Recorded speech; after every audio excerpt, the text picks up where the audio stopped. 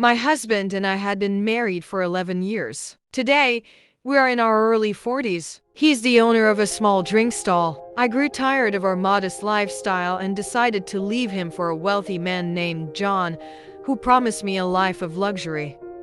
One evening, when we were having dinner in our small apartment, I put down my fork and spoon next to my plate, then looked at Carl without hesitating and said, "Carl, I can't live like this anymore. John offers me a life of riches and comfort. I'm sorry, but I'm leaving you." Carl's face turned sour and couldn't enjoy his meal anymore, and with sadness in his eyes, while still chewing up his food in his mouth, said, Wait, what? You're joking, right? "No, Carl, I'm not joking. I'm fed up with this lifestyle. Look at us now, and look at you now," I said, without thinking that my words would hurt Carl so deeply. With Carl's eyes becoming more teary, he said, What do you mean? Look, I have been working really hard lately. I need time to become better. I will become successful one day. Trust me. "Trust you?" I said with an arrogant tone. We had been married for 11 years, and what did I get? Nothing. All I have now is a poor husband who is still struggling with his small stalls business. I wanted children, but you said we can't have children because of our financial struggle. Gosh, we are going to be almost 50 years old in 5 years' time. Carl starts to get emotional, and I can hear him breathing loudly with anger and sadness. Then I said to him, "I wanted a cat, but you said going to the vet is costly. You don't even have a car and you can't afford it. I'm sick of traveling with you by bus or by cab." I got up from the dinner table and started packing up my stuff. Carl just sat there feeling lost in words. Tears were flowing down his cheek. In the night with my luggage, I was heading to the door. Carl rushes to me and got down on his knees begging me to stay. Both his strong hands were holding my arm, and he said, Please, don't do this. May, I just need time. I know my business is slow, but we'll have a better life when my business becomes successful. I need another 5 years.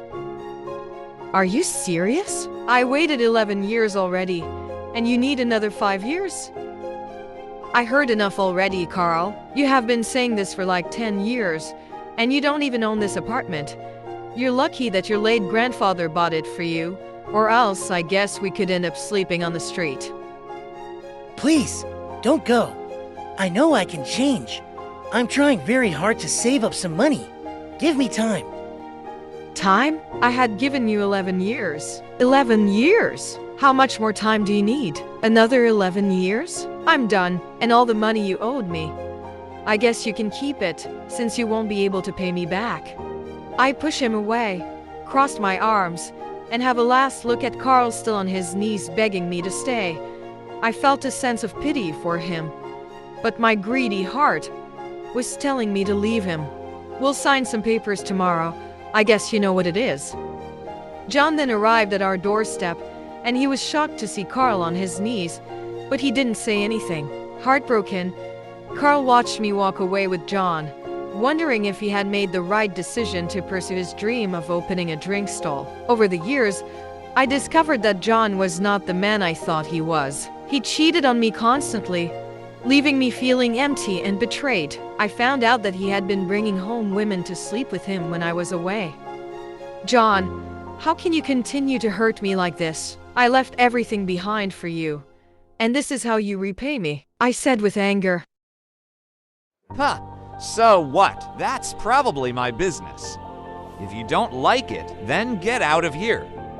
John said while he was looking at his phone, chatting with some women he had slept with. I was shocked by John's words. I realized that I'm nothing but just a toy to him. Tears started flowing down my cheek. "What? So am I just a toy to you? Tell me, John."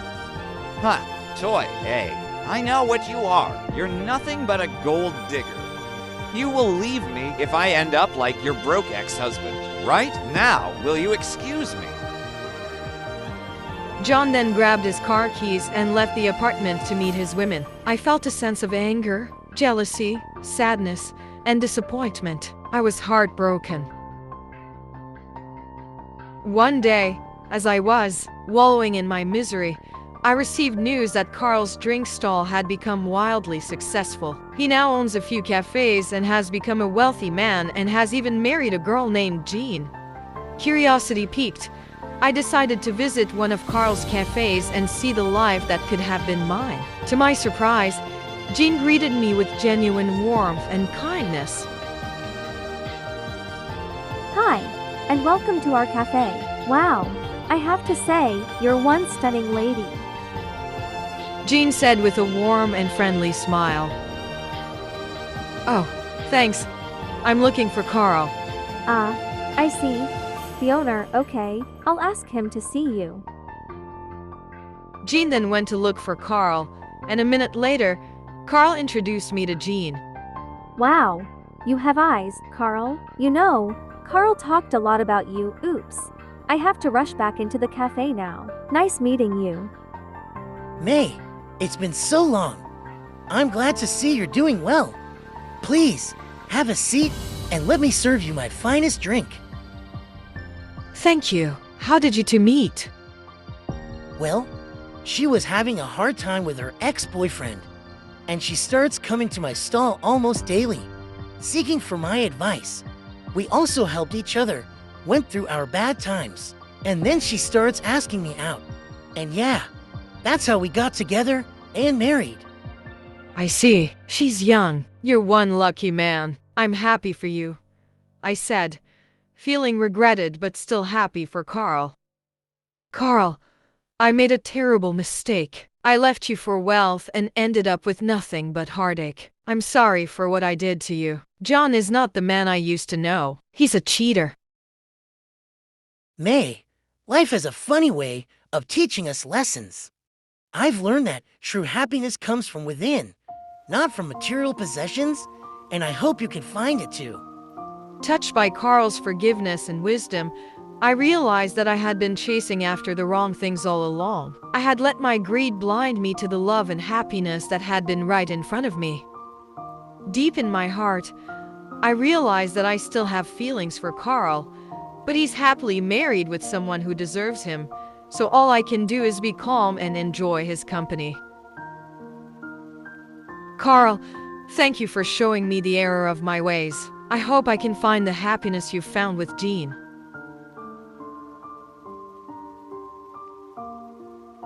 And so, I left Carl's cafe with a newfound perspective on life. I vowed to mend my ways and seek true happiness, not in wealth or material possessions, but in the love and relationships that truly mattered.